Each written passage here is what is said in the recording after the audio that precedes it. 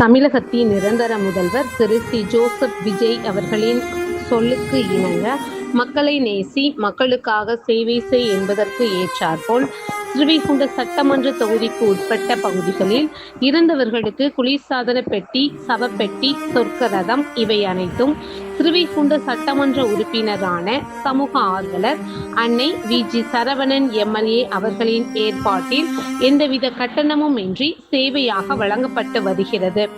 இந்நிலையில் கொட்டாரக்குறிச்சி பகுதியைச் சேர்ந்த நாராயணன் அவர்களின் மனைவி வேலம்மாள் அவர்கள் 30/6/2026 அன்று வயது முதிர்வு காரணமாக காலமானார்.